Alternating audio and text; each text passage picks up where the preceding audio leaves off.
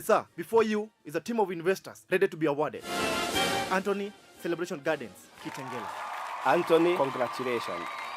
You too can own land today.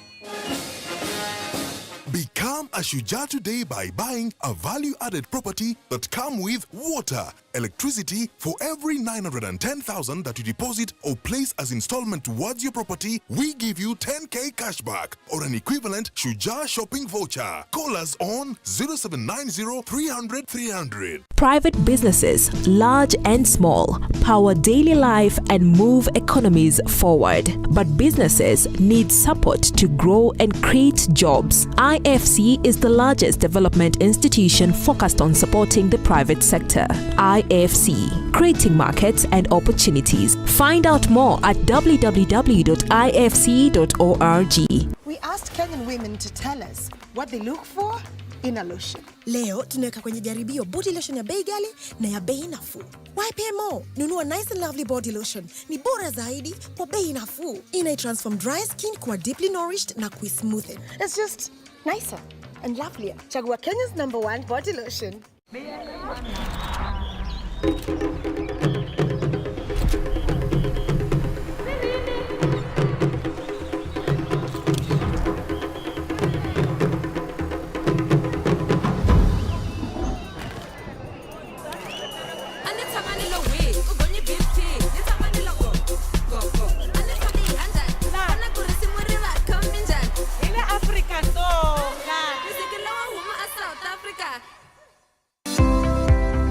On behalf of church leaders and religious leaders at large, and commend the religious leaders for coming together at a time like that to call for peace and the unity and the cohesion of this nation at a very difficult moment.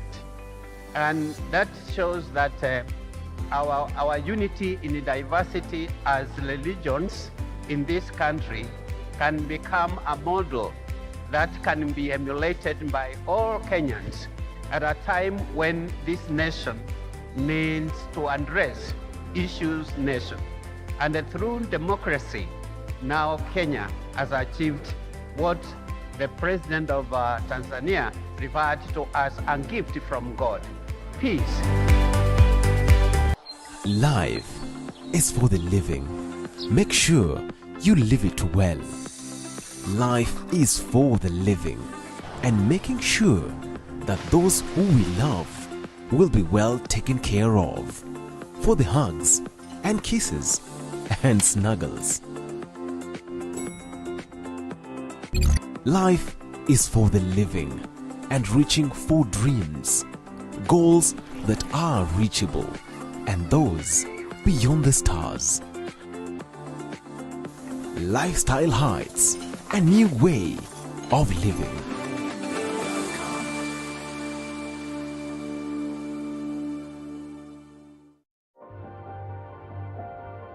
My skin is my identity, my strength. It's unique and deserves care made specially for me. New Nivea Radiant and Beauty Advanced Care with 5 oils and 5 vitamins. 48-hour nourishment. Helps reduce appearance of stretch marks in just 2 weeks. New Nivea Radiant and Beauty Advanced Care for your shade of beautiful.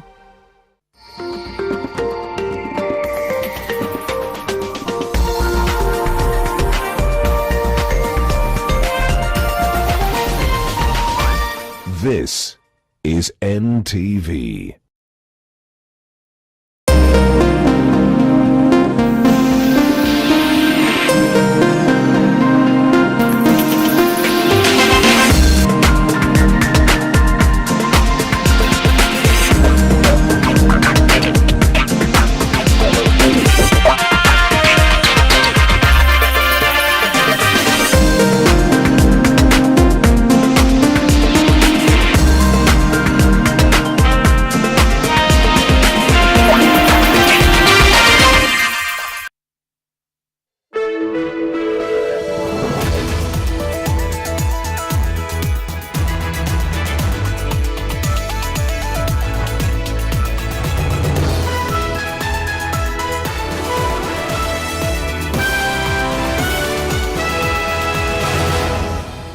The House Committee on Appointments has today approved all but one of President Ruto's cabinet nominees, setting the stage for their appointment.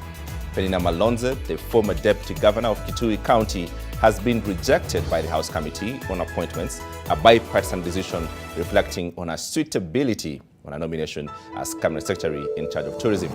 A minority report by Azmio also rejected Mithika Linturi, cabinet secretary nominee of agriculture, and Aisha Jumwa, cabinet secretary nominee gender and public service.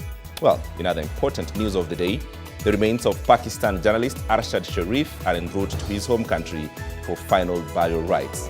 The circumstances surrounding his killing are still under investigation, shining a powerful spotlight on extrajudicial killings in the country.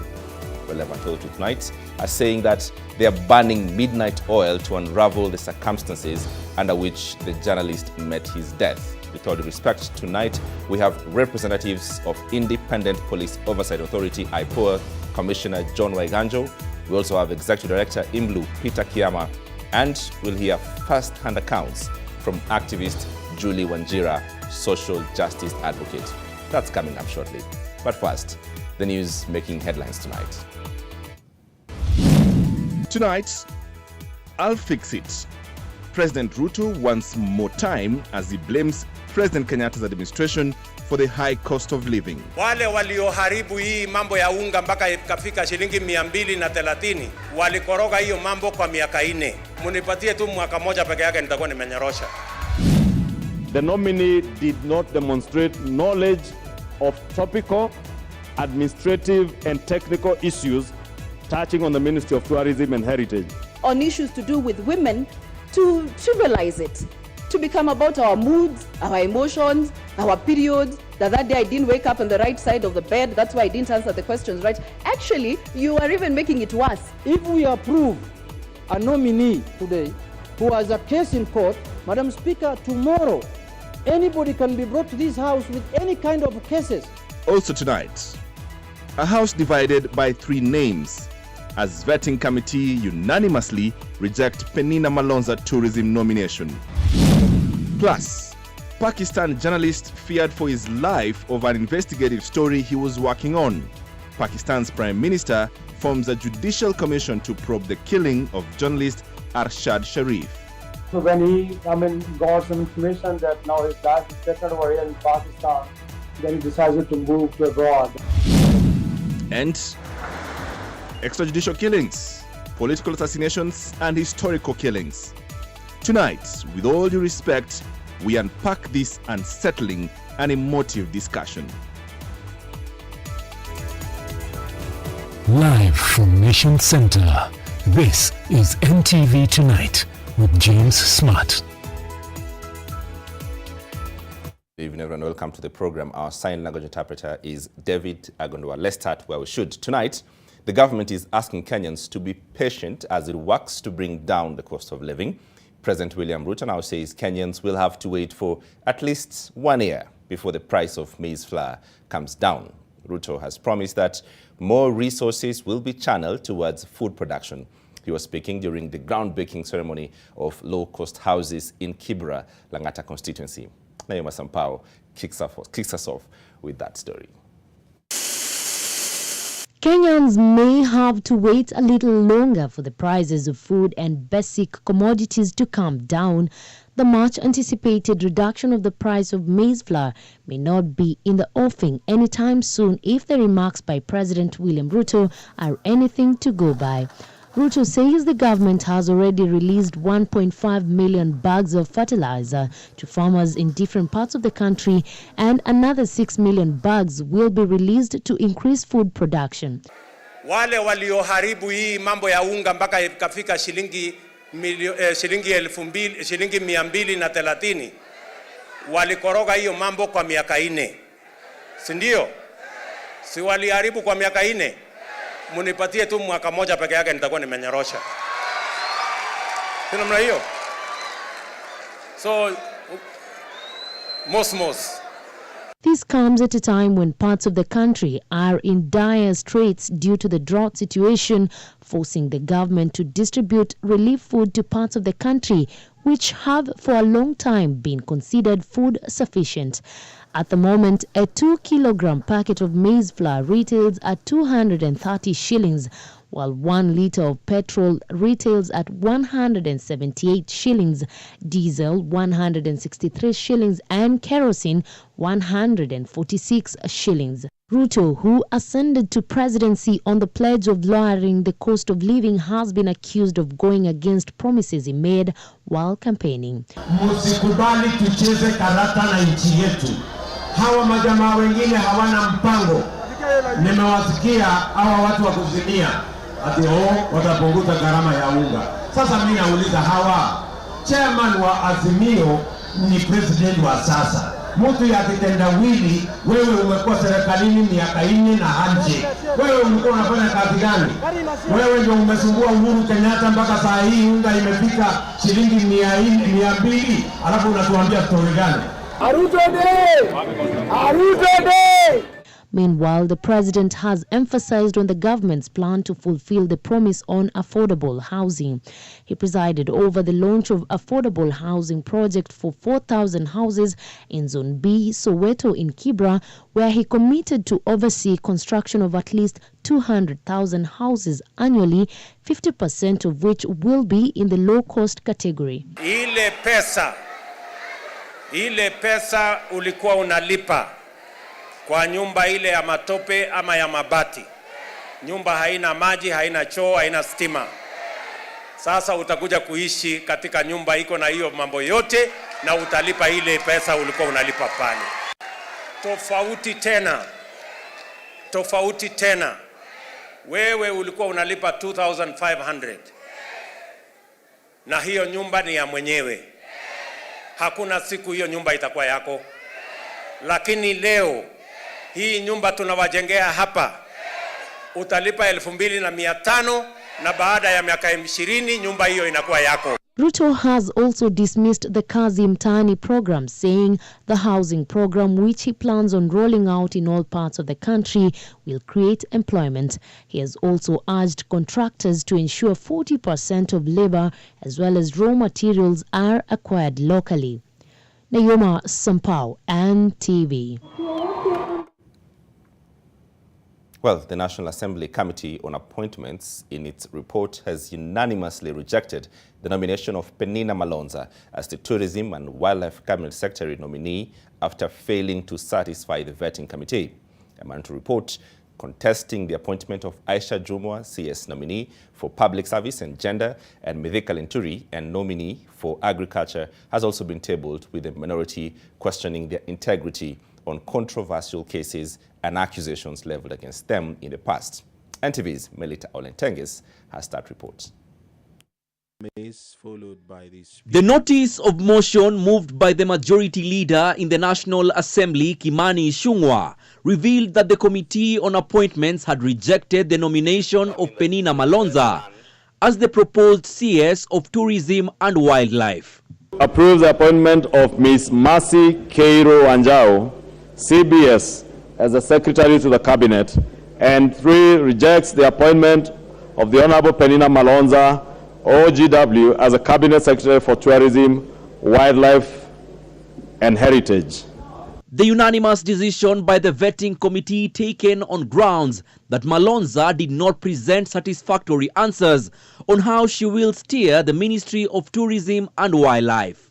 The nominee did not demonstrate knowledge of topical, administrative and technical issues touching on the Ministry of Tourism and Heritage. And many things happen when you face a barrage of cameras and very many people asking many questions. There are things that happen to people, and this happened to one Penina Malonza. On issues to do with women, to trivialize it, to become about our moods, our emotions, our periods, that day I didn't wake up on the right side of the bed, that's why I didn't answer the questions right. Actually, you are even making it worse. That maybe what we said in the committee, you're actually propagating it. And so when you discuss issues women, don't trivialize it. You are the same people who have rejected, so don't give excuses. Don't look good. You have rejected that lady called Malonza. Please don't look good. Live with it, move the motion, second it properly, then leave it to us. A minority in the vetting committee also contested the nomination of Mithika Linturi as Minister for Agriculture and the nomination of Aisha Jumwa, proposed to head the Public Service and Gender Docket. If we approve a nominee today who has a case in court, who has a live case in court, Madam Speaker, of murder case, a capital offense, Madam Speaker, tomorrow anybody can be brought to this house with any kind of cases. But it is unfortunate that this house, many times we are actually used as a conveyor belt. The speaker reads the names, they go to the appointments committee, they are all passed, and then members, it's like we are choir singing for the executive. The question of regional balance was also brought to the fore. The region where the president comes from, Madam Speaker, 4 ministers come from there. Including the president, there are 5 in the cabinet. The region where the deputy president comes from have 8 ministers, Madam Speaker. Including him, there are 9. If you put 9 plus 5, there are 14. And the total number is 24. All the other parts of the country has only 10 cabinet ministers, Madam Speaker, ambayo wametupiwa kama kuku na tupiwa mahindi, Madam Speaker. The august House will vote on whether to approve or disapprove the nomination of the Cabinet Secretary nominees, and through an amendment, members could turn around the fate of Penina Malonza by ruling out the unanimous decision by the Committee on Appointments. Melita Oletenges, NTV. Well, the Ethics and Anti-Corruption Commission has moved to court seeking to recover 10 parcels of public land worth 2.4 billion shillings reportedly grabbed from Moi International Airport. The commission is also seeking to recover 984 million Kenya shillings illegally paid out by the National Land Commission to private developers to purportedly pave way for the construction of the Nairobi-Mombasa Standard Gauge Railway. Here now is NTV's Brian Obuya with the details. At the center of the case in the Mombasa Environment and Land Court is 10 parcels of land worth 2.4 billion Kenya shillings, which EACC says are grabbed from the Moi International Airport in Mombasa. Parcels of land, the commission says, belong to Kenya Airport Authority. EACC says that a man walked into the area, surveyed the scenic view of the island, and with the help of individuals within different departments of government, planned the grabbing of the airport. The land EACC is seeking to recover includes part of the Moi International Airport runway, a UN support base, and a Kenyan military base and its watchtower. In the high-voltage case filed in Mombasa, EACC has sued Peter Kipyegon Lagat, the former managing director of the Kenya Airports Authority, accused of instructing a surveyor to carry out a survey of the perimeter of Moi International Airport back in 1996. That survey reduced the acreage of the original parcel to 538.76 hectares, and thus the man has been named as the suspect who kick-started the process that led to the irregular and illegal alienation of the land in favor of 12 private individuals and entities. Further, the Gas Company Limited, a private company which EACC says transferred parcels under its name to the East African Gas Company Limited, has also been sued. Jewi Limited, a company involved in some of the transactions. Also sued is the Gas Company Limited, a private company which EACC says transferred parcels under its name to the East African Gas Company Limited. Jewi Limited, a company involved in some of the transactions. Then there is Spelling International, and then Malakai Ooro, a Kenyan citizen involved in the transactions. GP Gomu, as Kenyan citizen, has also been listed. Once again, former Commissioner of Lands Wilson Gashanja will be defending himself against the illegal transfers. Tom Aziz Chavangi, former Chief Executive Officer of the National Land Commission, and the Commission's former Director of Valuation Salome Munubi have also been sued. The National Land Commission officials are sued for facilitating illegal compensation of individuals for parcels of land following the compulsory acquisition for the construction of the Nairobi-Mombasa Standard Gauge Railway. Further to not being registered, EACC says that some companies were used to facilitate some of the illegal transactions. Listed among these is Park Mansions Limited, J&K Enterprises, Frankway Link Agencies, Kokog Investment Investments Limited, Bushveld Limited, and Peninsula Agencies. Brian Obuya, NTV. Well, the government of Pakistan has agreed to the establishment of a judicial commission to investigate the death of slain journalist Arshad Sharif. Sharif, who was killed by police this past Sunday in Kenya, was an investigative journalist based in Pakistan. And as Ngina Kyo reports, the remains of Sharif are expected to reach Pakistan by midnight tonight as his family prepares to lay him to rest. The car, which police believed was used in a kidnapping incident that ultimately led to the death of Pakistani journalist Arshad Sharif, has today been found and impounded at Pangani police station. Its make, a Mercedes ML350 in the color white. While the question of the make of the car has been answered, others still linger, such as why police used such brutal force to stop Sharif's vehicle, yet a child was initially believed to be inside. If you are to ask the colleagues of the late Arshad Sharif the impression he left on them, many say inspired. Flawless and fearless in his thirst to claw at the intricate details of corruption scandals and other issues affecting Pakistan, his colleagues also describe him as a person who was down to earth, humble, and ready to offer advice on journalism when asked. Yes, please. Iftikhar Shirazi, the current bureau chief at Dawn News, replaced Sharif when he left for another corporation 10 years ago, and they've remained good friends since. Iftikhar recalls their final conversation before he fled from Pakistan, where he was facing political persecution. Before leaving to Dubai, 1 week before that, we have lunch together. He was doing some stories on those days, and he even asked me, why you are not doing this story? I mean, I said, this is you. I mean, who can do these kind of stories? Because I mean, the area which you are doing some work, this is very dangerous. However, in his last days in Pakistan, Sharif caught speculation that he was no longer safe there.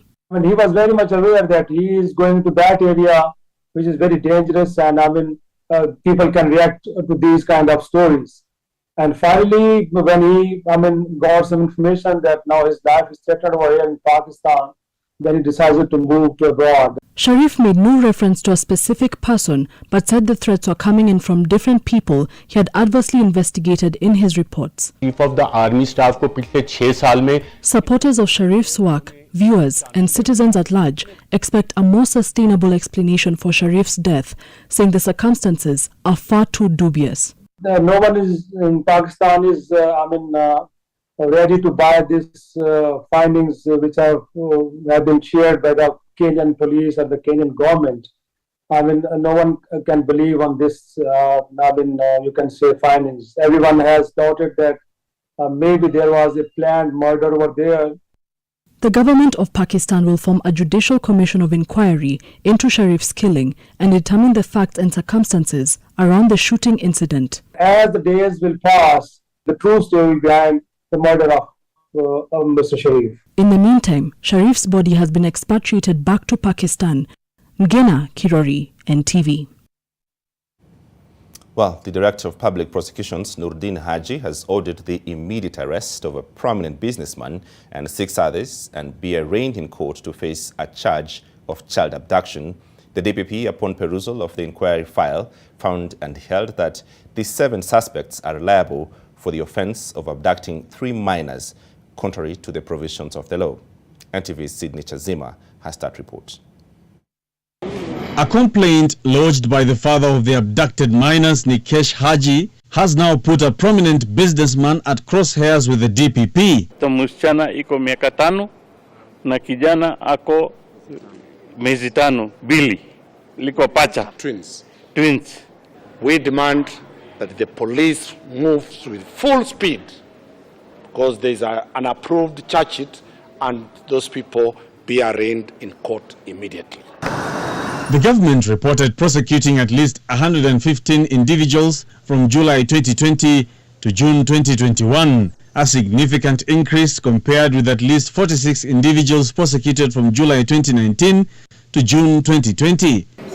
Concerned parties close to the family are now calling on the government to put an end to this menace. William Samoei Ruto na serikali yetu ambayo inatuongoza sasa ya Kenya Kwanza imekuwa kiongea kuhusu jambo la hasla, mtu ambaye ni maskini kunyanyaswa, waweze kuingilia hili jambo la familia hii ya Nkasha na waweze kurejesha watoto wao mahali ambapo wanastahili. Sydney Chazima, NTV. Well, food wastage and post-harvest losses still remain a major concern to many farmers and households across the country, with an estimated loss of between 20 to 30% of the harvested crop. Some farmers literally lack market for their produce, forcing them to dispose it off at throwaway prices. This even as the country grapples with a biting starvation that has seen several households go without food. Our reporter, Gabriel Kudaka, brings us the story of scarcity amidst plenty and what can be done to avert post-harvest losses.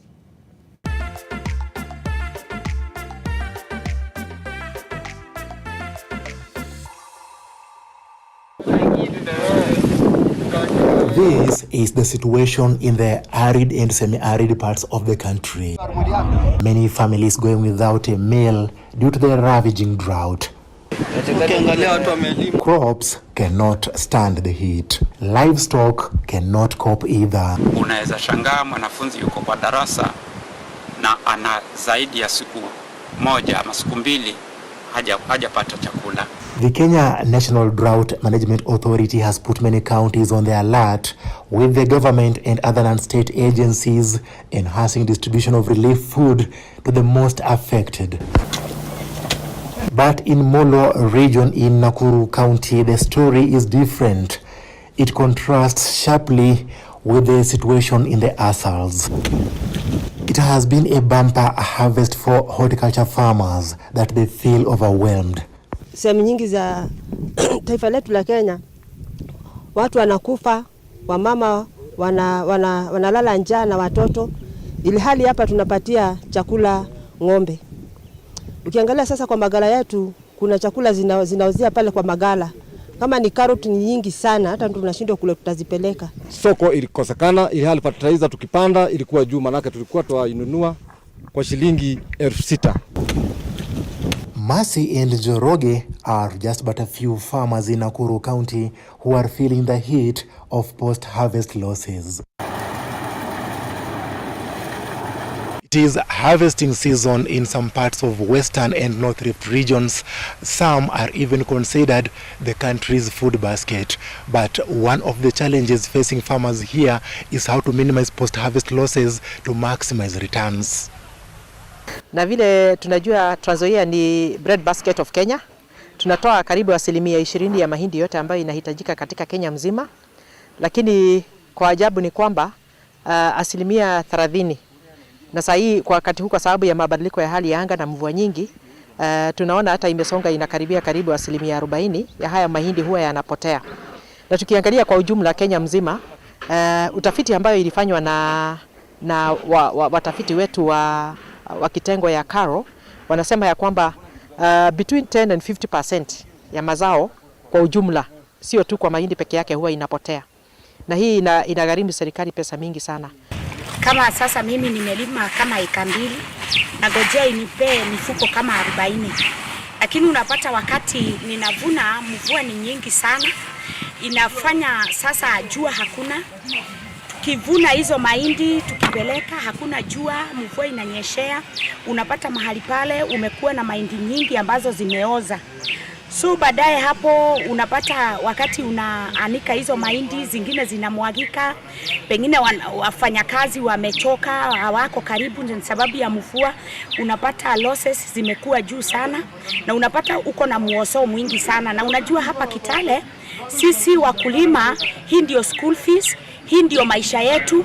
The causes of post-harvest losses are many and varied, ranging from rotting, mechanical damage, poor handling, poor storage, improper management of temperature, among others. Watu wengi wamesema ya kwamba mahindi mengi yameibwa. Wakati wa kuvuna kwenyewe, kuna mahindi huwa inapotea wakati inavunwa, kwa sababu watu wengine labda wanaacha mahindi ingine kwa masagari. Na vile masagari huwa inaletwa pamoja. Wakati wa kusafirisha haya mahindi kutoka labda shambani kupeleka mahindi mahali inatakana kukongolewa, na wakati hata kunafanya hii kazi ya kuanika na kuanua, kuna mahindi ambayo inabaki chini. According to the Food and Agriculture Organization FAO, Kenya loses at least 72 billion shillings in food waste and post-harvest losses at different stages of the value chain. Stakeholders in food security are now proposing better ways of managing post-harvest losses for maximum returns. Wakulima wamekuwa na changamoto nyingi sababu inachukua nafasi mrefu kufika soko. So wakulima wakishughulikiwa kwa hali ambayo kama ni soko ziweze kuletwa karibu. Kama ni maneno ya kuuza mahindi, to reduce mambo ya kusafiri mbali kuuza mahindi. Naomba pia serikali introduce buying centers katika ward level, katika village level, ili to reduce mambo ya post harvest losses. Na pia mambo ya transport. Wakulima wamekuwa kila mtu anafanya mambo yake, lakini tukijiweka katika cooperative tutaweza kuuza vitu vyetu kwa pamoja. Maoni yangu ingekuwa kama serikali ingekuwa na mbinu ya factories ya kuhifadhi hata kama ni hizi mboga, ila kama wanaweza wakatununulia wakiwa na mpangilio mwema, tungekuwa tunashukuru. Na pia tunaona kuna varieties zingine ambazo zinashambuliwa na weevils kwa haraka sana hata zikiwa mashambani. So tunajaribu kuangalia pia sisi kama watu wa extension tukishirikiana na watu wa Karo ili tupendekeze zile mbegu ambazo zinaweza kuwa hazifunguki juu na pia zinainama wakati zimekuwa tayari. I want to urge our farmers that make use of our staff. They are actually from the ward level, sub-county level and county level. Gabriel Kudaka, NTV.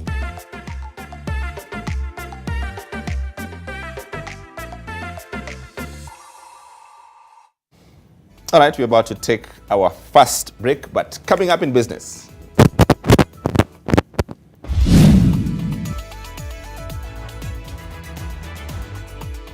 Absa banking on netting at least 1,000 businesses in Western Kenya. Details in a moment.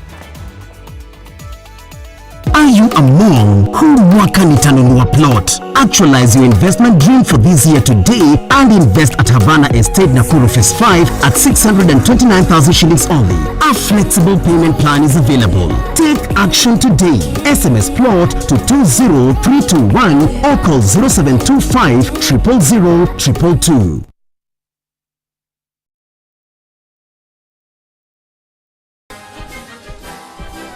Your Excellency, sir, before you is a team of investors ready to be awarded.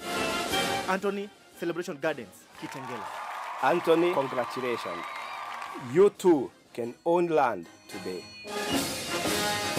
Become a Shujaa today by buying a value-added property that come with water, electricity. For every 910,000 that you deposit or place as installment towards your property, we give you 10k cashback or an equivalent Shujaa shopping voucher. Call us on 0790 300 300. Kesho napatana na marafiki zangu niliosoma nao.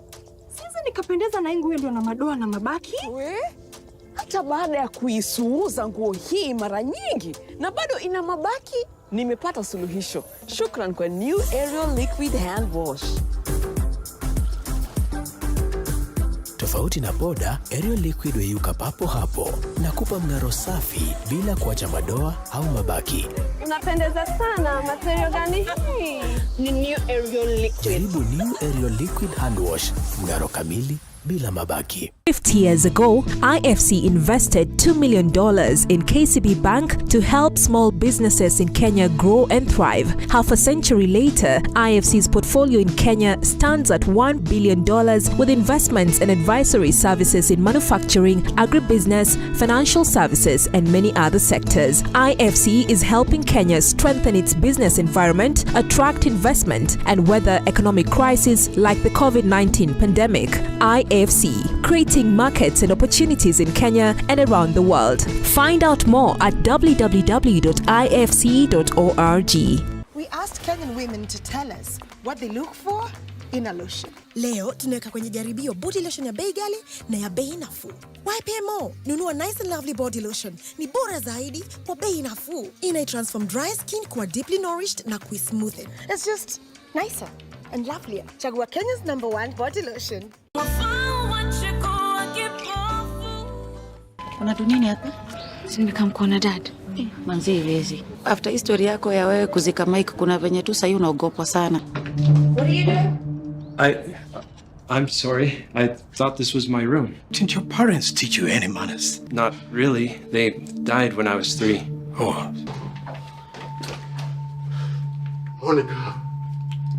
Monica, I love you. I need your help with the baby.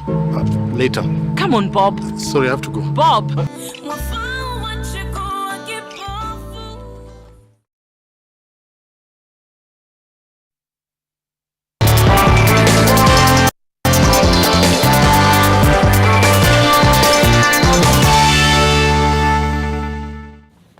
Welcome to your Business Fix. Now, Absa Bank is looking to boost its retail lending portfolio as it banks on netting at least 1,000 micro, small and medium-sized business ventures in the Western region.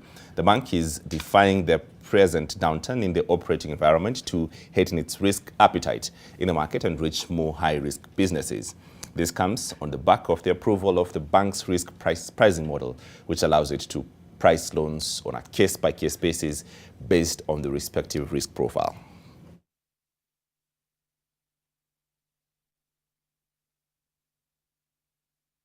We are talking about opportunities for partnerships between,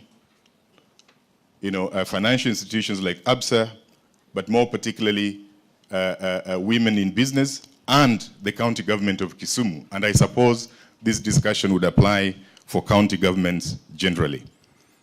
Of course, the first opportunity that one will think about is what the CS has spoken about. The CS has extended an invitation to business enterprises represented here to do business with the county. During this difficult operating environment, our strategy has actually remained to be a partner to yourselves, to our SME. We held your hands, we worked together, and we never let you down during the times of all these challenges, and especially the COVID pandemic. I must say over 30% of our portfolio, we were able to restructure that facility and came to you as, our customers say, we recognize it's hard times and we are here to help you. How do we restructure your facility until when the economy is back?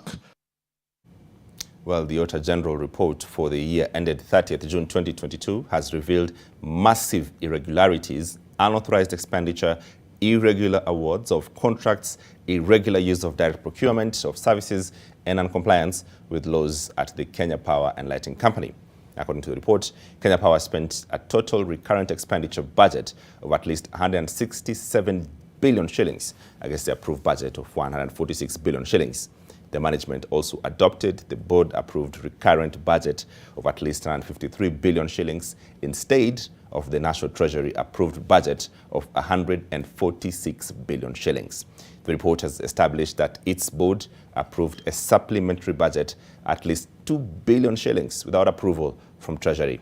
Kenya Power has been found to have executed a number of unsigned contracts, while some contracts were executed by unauthorized persons. The report established that 77% of its employees were male, while only 23% were female, contrary to the 2/3 gender rule.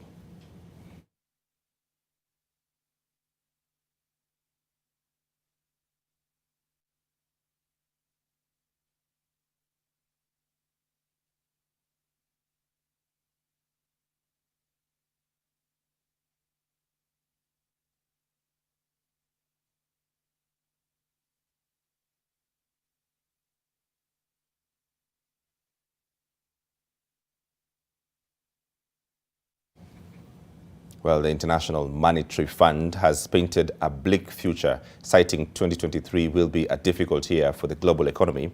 In its second regional sub-Saharan report with Bretton Woods institution, says at least 65 countries worldwide will be faced by a severe recession. NTV's Brian George with that detail. That a third of the countries in the world face an imminent recession come 2023 is a subject of concern for the International Monetary Fund, IMF. This is owed to the pandemic and the aftershocks of the diplomatic tiff between Russia and Ukraine, together with the biting inflation. You're looking at the expenditure. The report now indicates economic headwinds in the sub-Sahara region, with recovery being abruptly interrupted. Last year, activity finally bounced back, lifting GDP growth in 2021 to 4.7%.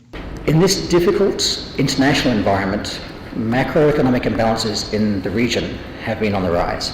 Most notably, high inflation has returned for a large number of countries, largely driven by recent increases in global food and energy prices.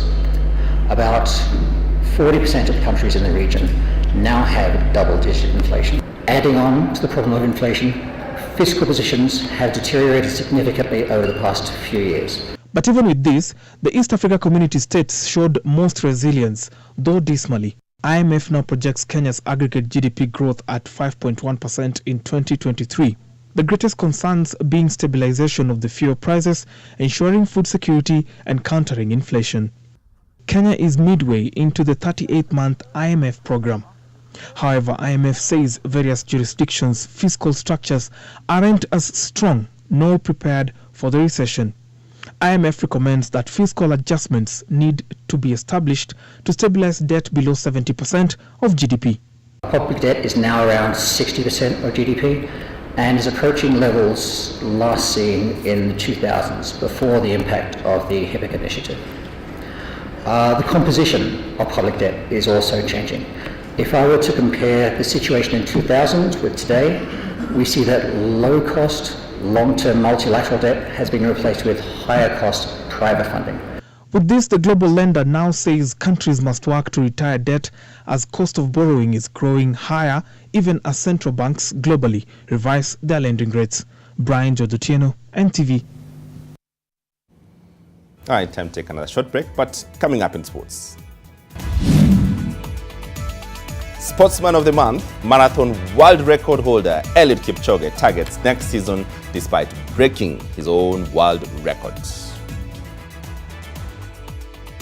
Are you among who mwaka nitanunua plot? Actualize your investment dream for this year today and invest at Havana Estate Nakuru Phase 5 at 629,000 shillings only. A flexible payment plan is available. Take action today. SMS plot to 20321 or call 0725 000 222.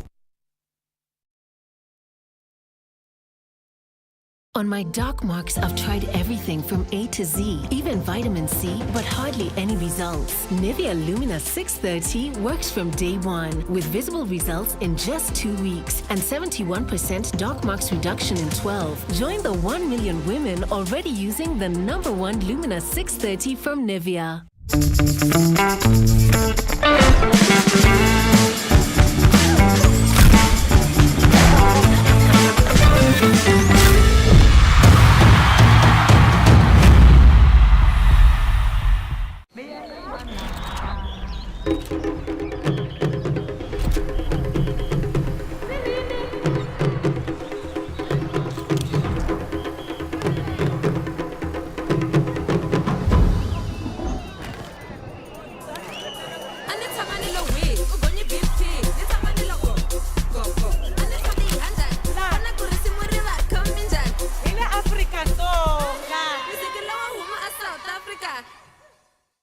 Life is for the living.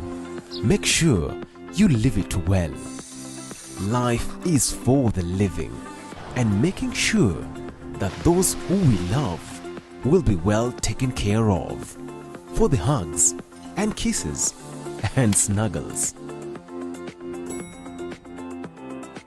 Life is for the living and reaching for dreams, goals that are reachable, and those beyond the stars. Lifestyle Heights, a new way of living.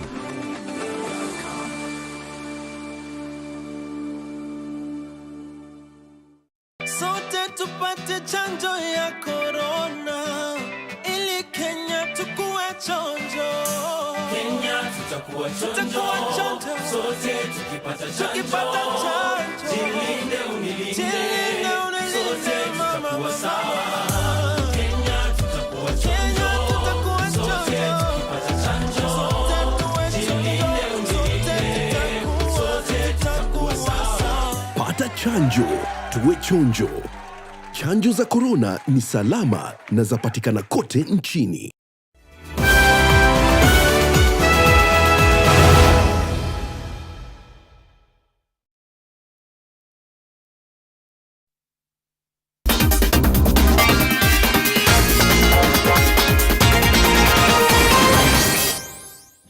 All right, welcome back. Time for your sports news. Ababu Namwamba is set to be appointed the Sports Cabinet Secretary as the members of the National Assembly approve the Committee on Appointments report. Moving the motion of approval of President William Ruto's cabinet nominees, Majority Leader Kimani Ichung'wah sought his colleagues' support to approve the CS nominees. Approves Mwamba EGH as the Cabinet Secretary for Youth Affairs, Sports and the Arts. Meanwhile, the men's national handball under-18 side got their International Handball Federation Trophy Africa Zone 5 and a championship campaign off to a superb start as they obliterated Djibouti 59-11 at the National Stadium. It was a close contest in the under-20 men's category as Kenya fell to Burundi 28-25 at the Ulinzi Sports Complex in Lang'ata, having trailed 15-14 at the break.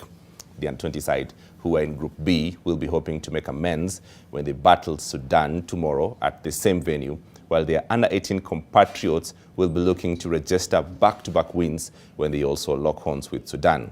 The top teams in each category at the end of the event on October 30th will proceed to the continental phase of the IHF Trophy Africa scheduled for the December 12th to the 18th. I believe the accuracy and scoring imekuwa smart. And I believe the next match we will take it as it comes. We are ready for any match. Tuko na nguvu, tuko na bench power, tuko na speed. We are ready. Sisi kama under 18 tumesema ile timu itatokea, tunahakikishia Wakenya kuwapa ushindi.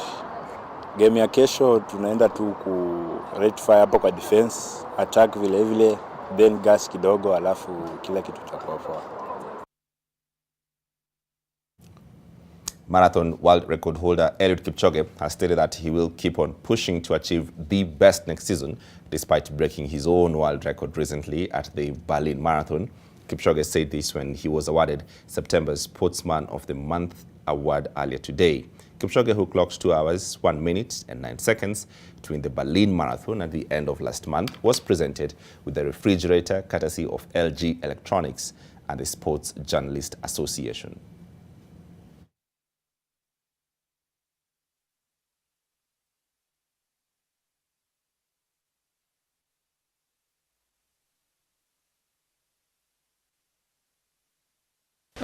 Every day is a challenge, and I keep on pushing. I don't think in this world there is anybody who reaches satisfaction. So it's we keep pushing to show people that we are training. Yes, it's like when you are in school. If you get first class honors and you are satisfied, then you are done. You will not get a job. But if you get first class honors and still want to study, that's you are a person who actually the world needs. You know, the corporate world needs people, but they lack. They don't have people who work by their heart and who work with their sixth sense. So I think for me, every day is a challenge, and I challenge myself. And I think all will be well. So LG has aimed to try and do this venture, and as Eliud has mentioned, also to try and encourage and mentor the young upcoming people to see that actually this is one way that you can be able to use your talents to the best of your benefit, and also how best you can do to represent your community and even you yourself and your families. Well, now, according to the event organizers of the Standard Chartered Nairobi Marathon, 172 elite athletes have registered for the 19th edition, which will take place on Sunday. In the men's category, 2021 Madrid Half Marathon champion Ezra Tanui, Bravin Kiprop and Asbel Kipruto are the star names. 2013 London Marathon champion Priska Jepto will headline the women's 42 kilometers race that has also attracted Uhuru Classic Marathon silver medalist Shailene Jepkorir. All roads that will be utilized in the race will be closed from Sunday, 12 a.m. up to 1:30 p.m. Our total prize money for this year's marathon is 10.6 million. Both men and women winners of all the races will receive prize money. I'll talk about the top. So for the 42 kilometers, the prize money for the winners is 2 million shillings. For the 21 kilometers, and the wheelchair race, it's 300,000. We start with the route from Kikuyu to Dagoretti through Southern Bypass. There will be a diversion. Vehicles you'll be using, the motorist of vehicles or any other road users, you'll be assessing Dagoretti from Kikuyu through the Southern Bypass. Well, coming up after the break, with all due respect, I'll have 3 guests in the studio to discuss extrajudicial killings in Kenya. Coming up right next. Are you among who mwaka nitanunua plot? Actualize your investment dream for this year today and invest at Havana Estate Nakuru Phase 5 at 629,000 shillings only. A flexible payment plan is available. Take action today. SMS plot to 20321 or call 0725 000 222. Well, that is for us here on NTV Tonight, but not for the night. On the other side of the break, I'll be joined by 3 guests. Take you through with all due respect. Don't go too far.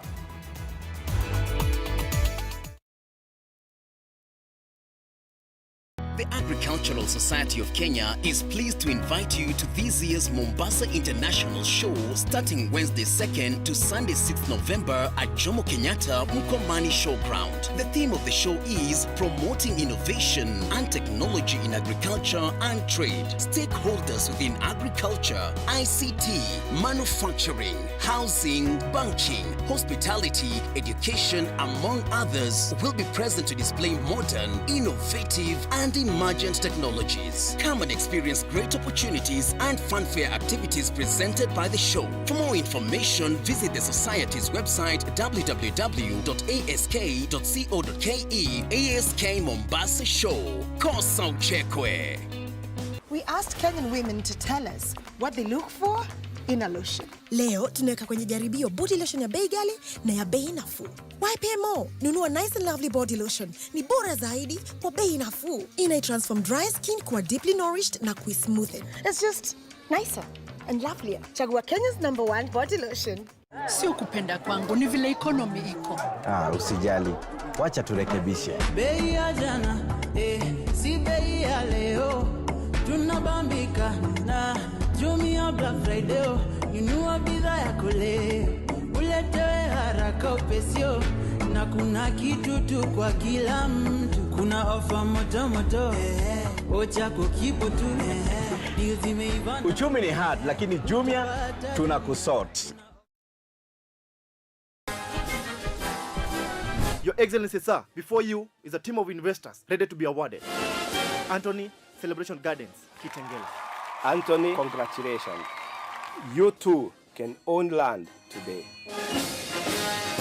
Become a Shujaa today by buying a value-added property that come with water, electricity. For every 910,000 that you deposit or place as installment towards your property, we give you 10k cashback or an equivalent Shujaa shopping voucher. Call us on 0790 300 300. Do you know why they call me sugar? It's because I bring the flavor, the heat, the spice, and the vibes on Kenyan radio. When a song plays on my show, it moves from being a hot song to a hit to a classic. When I interview you, you become a household name. And for every brand that advertises on this show, they move from being a brand to the brand. If you want to be seen, felt, and heard, you know where to be. This is the place. Every Monday to Friday on 96.3 Nation FM. It's the Nation FM Drive with yours truly, Anto, Neo, Soul. So kiss, mwah! Every other frequency, goodbye, and keep it right here, 96.3 Nation FM, where good music lives.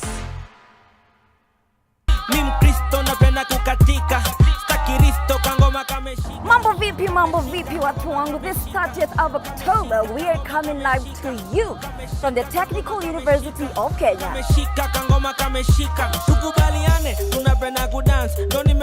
Yes, and of course takuwa na wasanii bomba sana in the building. Yo people, Gabi Royal again. Ni Yesu ndani hapa shida bye bye. Pale Technical University tutakuwa step on it, say again. Step on it, say again. And crazy dancers, so don't miss. So be sure to join us from 11:30 to 1 p.m. only on NTV. And this is Crossover. Power, power. Yo, power, power.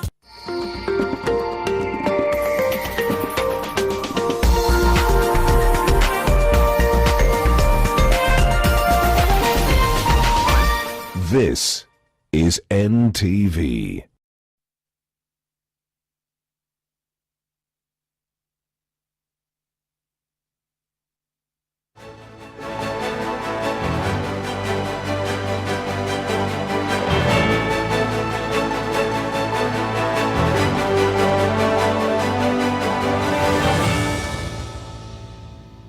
All right, with all respect, good night. Now, it's fair to say that cases of extrajudicial killings are on a steady increase as cases of alleged torture and forced disappearance and summary arbitrary executions take center stage. This year alone, IMLU, that's the Independent Medical Legal Unit, has documented and processed 179 cases for the period 1st January to 30th September 2022. Now, IMLU processed 109 cases of alleged torture and related violations, 152 men and 27 females. 65 cases were extrajudicial, summary and arbitrary executions. 106 are torture, cruel, inhuman and degrading treatment or punishment, and 8 cases of enforced disappearances. If the country keeps at this trend, we are well in keeping with a staggering record of killings reported each